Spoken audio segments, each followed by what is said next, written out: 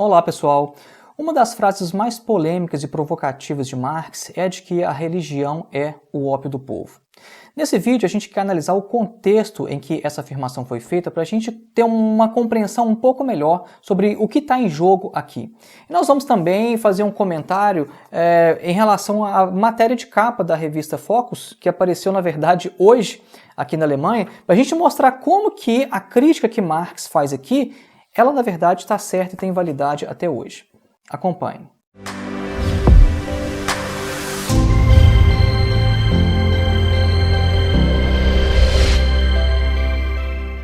Antes da gente ir para o tema do vídeo, um recado rápido. Vocês perceberam que o canal está com uma introdução nova, está também com um slogan. Isso é para marcar a nossa marca de 20 mil inscritos. Então, em primeiro lugar, muito obrigado a você que acompanha o canal, que é inscrito, que compartilha os nossos vídeos nas redes sociais. O nosso canal cresceu de forma orgânica, literalmente pela base. A gente nunca foi indicado por nenhum outro canal grande, seja liberal ou marxista. Então, esse crescimento se deve muito a vocês também que nos acompanham, que assistem os vídeos. Assistir um vídeo até o final faz uma importância enorme para o algoritmo do YouTube. Então, a você que assiste o nosso vídeo até o final, você já está dando a sua contribuição para o canal. Então, muito obrigado. E uma breve explicação sobre o slogan. Eu vou falar isso aqui de uma vez, porque depois eu não quero ficar repetindo isso. Essa frase em latim é, na verdade, uma frase que o Marx utilizou para dar uma resposta a um trabalho escolar de sua filha. A sua filha tinha que responder várias questões em relação ao livro preferido do pai dela, em relação à cor preferida, essas coisas. Trabalho escolar de criança. E quando ela perguntou para o Marx qual que era a frase preferida, o Marx usou essa frase. E essa frase significa duvidar de tudo. É uma frase que a gente encontra também em Hegel. Na verdade, o Hegel atribui essa frase em latim ao Descartes, falando que o duvidar de tudo é o princípio da filosofia cartesiana. E é muito interessante essa frase porque resume bem a nossa ideia aqui no canal, o nosso propósito, que é um canal de filosofia. A gente não está tanto interessado assim em ficar fazendo polêmicas, em ficar fazendo meramente militância teórica, afirmação de um ponto de vista. Nós consideramos Karl Marx de fato um filósofo. E essa frase dele deixa muito claro que ele também se via assim, era uma postura que ele tinha na vida. E é o que a gente quer ressaltar aqui no canal, Karl Marx enquanto filósofo, não meramente como um teórico de uma área A ou B, mas Marx enquanto filósofo. Então, entrando agora no tema do vídeo. Em primeiro lugar, uma informação contextual. Essa obra do Marx aqui, a Introdução à Crítica da Filosofia do Direito, é a obra na qual aparece essa citação aqui, essa afirmação de que a religião é o ópio do povo. Essa obra ela foi escrita, redigida no final de 1843, início de 1844. E a gente percebe aqui claramente uma influência muito grande dessa outra obra aqui, que é A Essência do Cristianismo, das Wesen des Christentums, de Feuerbach. Feuerbach publicou essa obra em 1841. Então vejam aí a proximidade. 1841, Feuerbach, 1843, 2 anos depois, Marx já estava escrevendo isso aqui.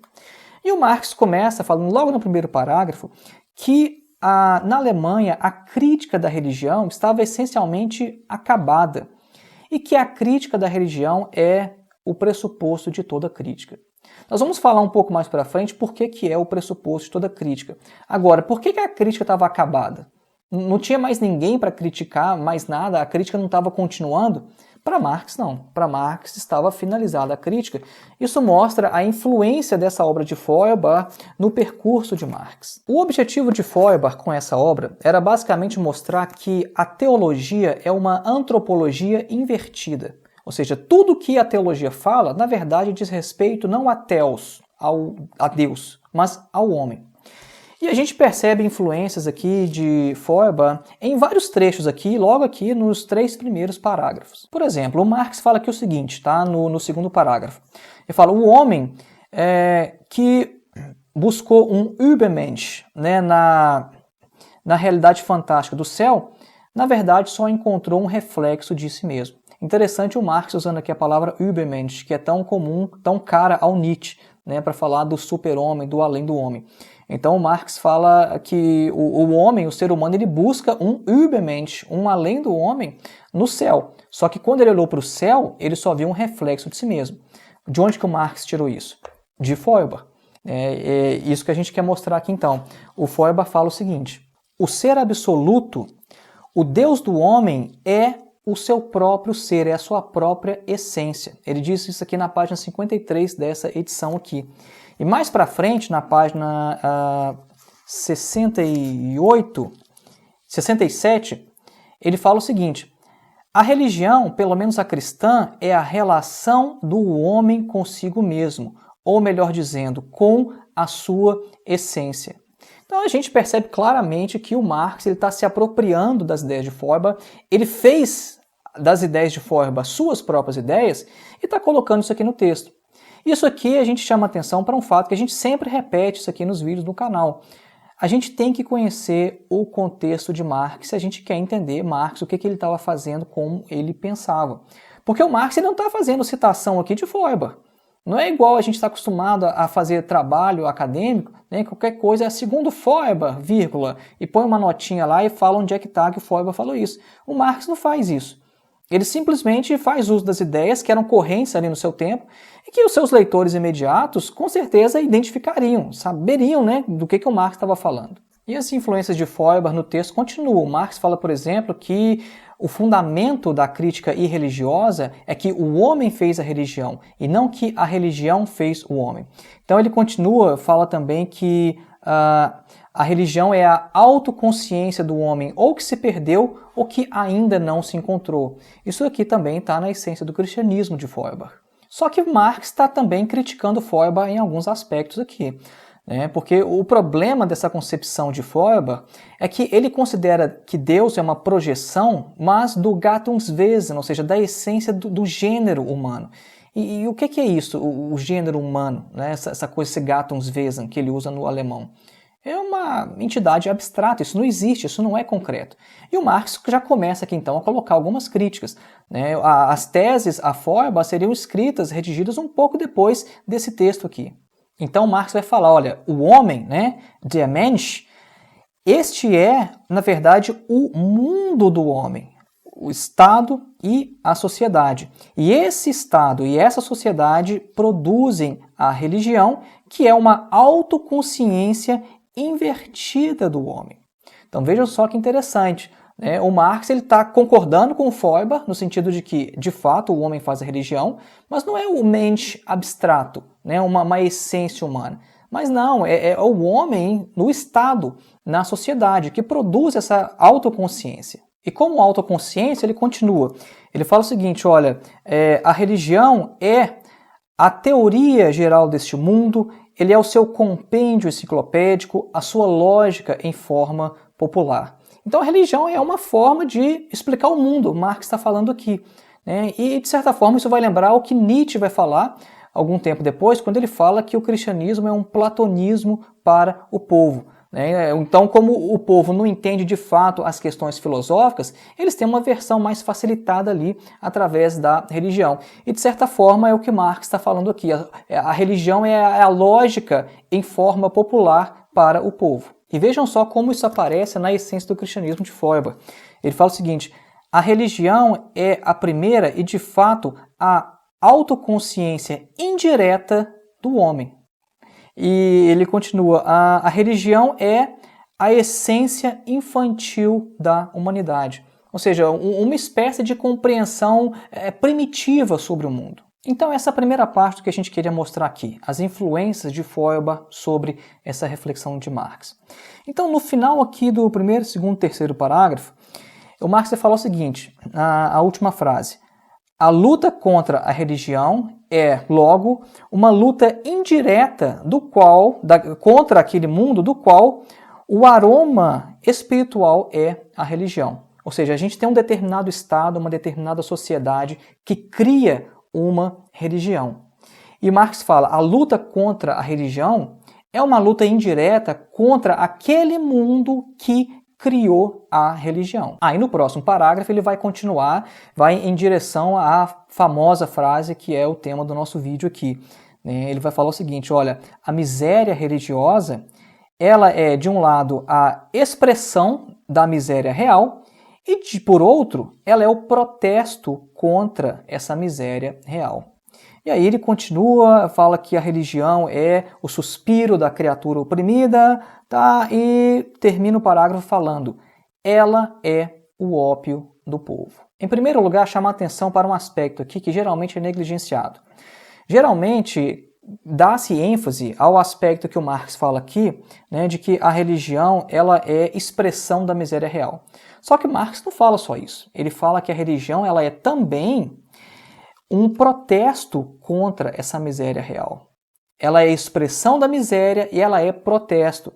Então é importante a gente não deixar de lado esse segundo aspecto, assim como o Engels não deixou, porque quando a gente vê a análise que o Engels faz sobre o Thomas Müntzer nas rebeliões camponesas, na verdade ali, né, no contexto ali da Reforma Protestante, a gente vê como que o Engels faz uma análise muito positiva desse líder da Reforma Protestante.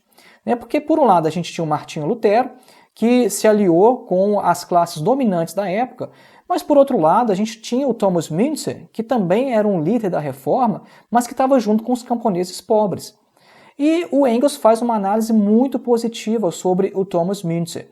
E a gente pode perceber que por toda a história, vários movimentos religiosos eles se colocaram contra a opressão. E mais recentemente, no nosso tempo, a gente tem a questão da teologia da libertação.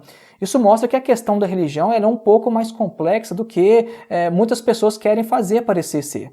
Muita gente acha que a questão é unicamente combater a religião, que a religião é expressão da alienação, ela é expressão da miséria real. Mas ela é também protesto contra essa miséria, e isso está no texto de Marx. A gente não pode simplesmente negligenciar esse outro aspecto. E o que quer dizer essa metáfora, então, do ópio do povo?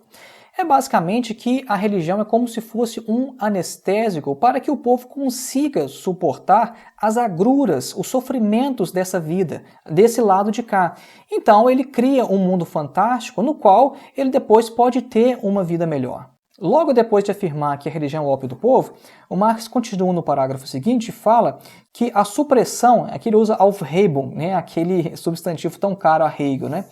O Marx fala de Aufhebung der Religion, ou seja, a supressão da religião como felicidade ilusória do povo, é a exigência da felicidade real do povo. Ou seja, tira a felicidade ilusória e com isso o povo vai querer o quê? Uma felicidade real. Aí ele continua: se você tirar as ilusões do povo em relação à sua situação atual, se o povo não tiver mais ilusão em relação ao agora, isso significa então que você vai acabar com a situação que precisa dessas ilusões. Então a questão é essa, a questão é que a luta contra a religião é uma luta indireta contra o mundo que precisa da religião. E que tipo de sociedade precisa de religiões com essa função social que o Marx fala aqui?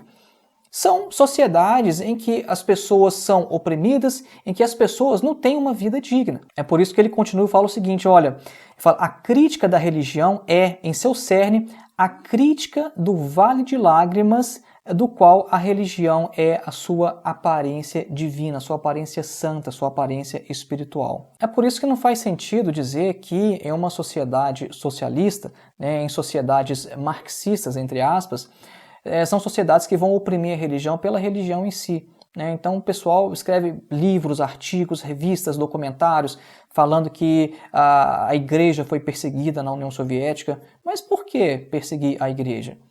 Aí o pessoal tem uma ideia que vai chegar um monte de comunista armado dentro da igreja lá, tocando terror, só porque está todo mundo ajoelhado fazendo suas orações. Por quê? Porque os comunistas são malvadões? É óbvio que isso não faz o menor sentido. Na questão da União Soviética especificamente, a igreja se aliava, ela se aliou em diversos momentos históricos com os brancos. Então a perseguição é porque existia uma luta política, existia guerra civil. Não foi porque eram religiosos, porque eram cristãos. Não, mas porque tinham um papel político, concreto, na luta de classes, do que estava acontecendo no país. Não é a religião pela religião em si. Porque a gente, analisando o texto de Marx, o que a gente vê é o seguinte, a religião, ela é fruto da alienação, ela é consequência, ela é efeito de uma situação social. Então, para você acabar com a religião, não adianta você atacar o sintoma, você tem que atacar a causa. E atacando a causa é de se esperar que o efeito cesse. Então a postura dos marxistas não é combater a religião diretamente, mesmo porque o povo pobre trabalhador é um povo religioso. E os marxistas não têm nada a ver com a religião do povo, né? Não querem saber de acabar com as religiões. Então a gente, pela leitura do texto, a gente percebe que não se trata disso, não se trata de atacar a religião pela religião, mas a questão é, a religião ela cumpre uma função social, e ela cumpre essa função social porque existe a necessidade de escamotear aquela determinada realidade. E a questão dos marxistas não é contra a religião, é contra a realidade que precisa que a religião exista. E no início do vídeo eu mostrei a capa dessa revista aqui, e eu gostaria de fazer um comentário mostrando como que essa questão de Marx é atual. Eu voltei do supermercado agora e essa revista foi lançada hoje. Então, uma revista novinha em folha, a edição, e eu já li a matéria principal da capa que fala o seguinte, Der Traum vom ewigen Leben, ou seja, o sonho da vida eterna. E aqui está falando, subtítulo, né? A corrida da ciência e de alguns bilionários contra a mortalidade. E vejam só que interessante, porque o que a religião oferece é a imortalidade, só que numa outra vida. Então, o que o pobre faz? O pobre, como ele não tem uma vida boa aqui agora, ele tem pelo menos o consolo de que vai existir um céu, uma nova terra, no qual ele vai ter uma vida digna, uma vida que ele não vai ter os sofrimentos, os tormentos que eles têm aqui. E nessa matéria aqui está falando a luta pela imortalidade, mas não a imortalidade espiritual. O que esses bilionários estão querendo é uma imortalidade aqui nessa terra. Então está falando sobre diversos investimentos que os ricaços fazem, porque tem dinheiro demais, e vão investindo em diversas pesquisas para aumentar o seu tempo de vida. E tem umas coisas aqui que são impressionantes, coisa que parece de ficção científica, né? As ideias que eles têm de como eles poderiam prolongar a vida, ou então até mesmo chegar à imortalidade, colocar o seu cérebro nas nuvens, umas coisas assim que parecem até malucas, né? Que é tão distantes do que a gente vive hoje, né? Do que a gente sabe que é capaz pela tecnologia, e parece coisa de filme de ficção científica.